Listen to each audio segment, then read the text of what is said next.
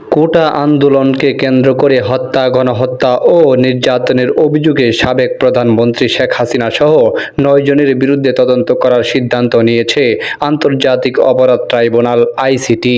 বৈষম্যবিরোধী আন্দোলনের সময় এক ছাত্রের বাবা বুধবার এই আবেদন করেছিলেন। অভিযুক্তদের বিরুদ্ধে আইসিটিতে বিচারের উদ্যোগ নেওয়া হবে বলে বুধবার জানিয়েছেন অন্তর্বর্তী সরকারের আইন বিচারক ও সংসদ বিষয়ক উপদেষ্টা অধ্যাপক আসিফ নজরুল।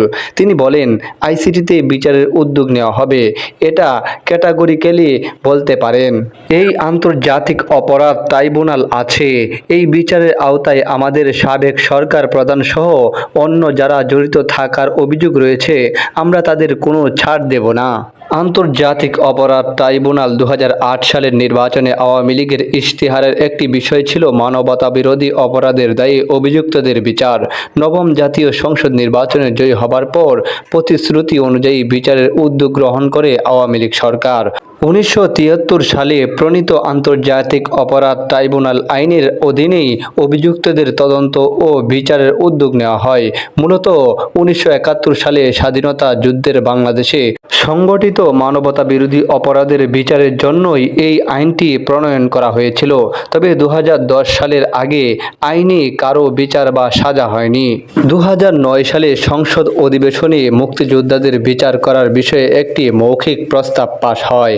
পরবর্তী সময়ে ট্রাইব্যুনালে ব্যক্তি এবং গোষ্ঠীকেও বিচারের আওতায় আনা এবং স্বাধীনভাবে ট্রাইব্যুনালের বিচার কাজ পরিচালনার বিধান যুক্ত করে আইনে কিছু সংশোধনী আনা হয়।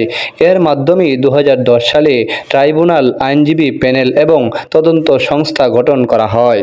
যা আছে আন্তর্জাতিক অপরাধ ট্রাইব্যুনাল আইনে ১৯৭৩ সালে প্রণীত আইনের ৩(১) ধারায় বলা আছে, আইনের ২ নম্বর উপধারায় উল্লেখিত যে কোনো অপরাধের সাথে সংশ্লিষ্ট কোনো ব্যক্তি বা গোষ্ঠী বা কোনো সশস্ত্র প্রতিরক্ষা বা সহায়ক বাহিনীর কোনো সদস্যের জাতীয়তা যাই হোক না কেন, তা যদি এই আইন প্রবর্তনের আগে বা পরে বাংলাদেশ ভূখণ্ডে সংঘটিত হয়, তবে আন্তর্জাতিক অপরাধ ট্রাইব্যুনালের তার বিচারের এবং শাস্তি দেওয়ার ক্ষমতা থাকবে।